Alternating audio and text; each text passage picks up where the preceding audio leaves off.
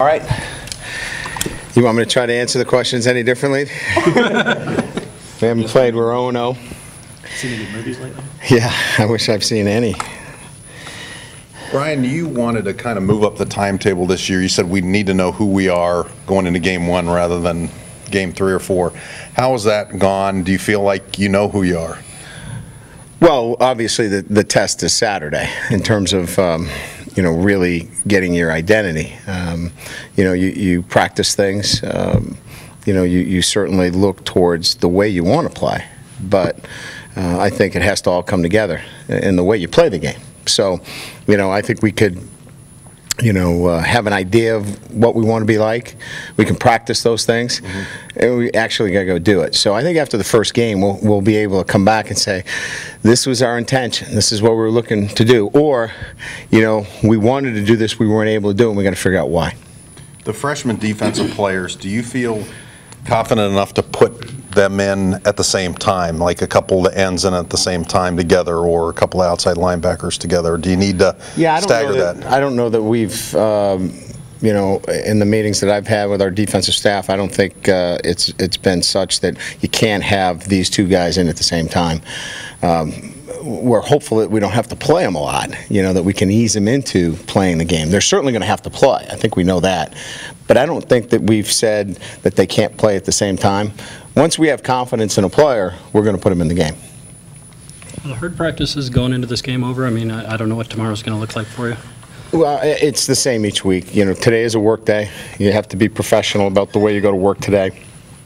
It's hump day. It's like anything else in life. That Wednesday is, you really got to be mentally tough on Wednesdays. So we talk about mental toughness on Wednesdays, and Tuesday is more of that physical toughness. And tomorrow is perfect. We want a perfect practice. So each day is really the same. Obviously, our players, the coaches, the media, we all want a game, so we have something, to gauge ourselves by. That's where I have to say, listen, Saturday will come. It'll be here. We're still at Wednesday, and we had some work to do today, and we have to remind them of that. And surviving health-wise very well so far. Yeah, no, we're happy with the way we've paced out our camp, and where we are physically. We feel very fortunate where we are at this point. Greg Owen's still on track to...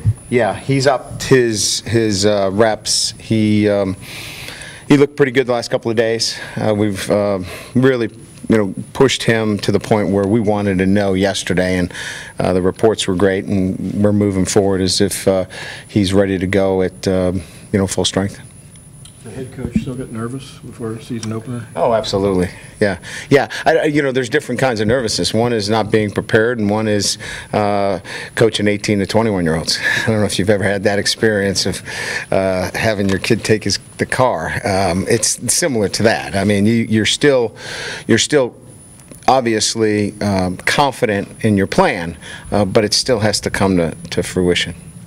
Coach, we talked this time last year, and you mentioned some of the situations you ran into in your career taught you to practice for special situations. Did you add any to that list of 48 I think you had at this point last year? Yeah, I think we added one or two situations. We rehearsed an unsportsmanlike conduct penalty and moving that back and how that impacts your play calling, and a couple of situations with the runoff of 10 seconds. It changes your chart.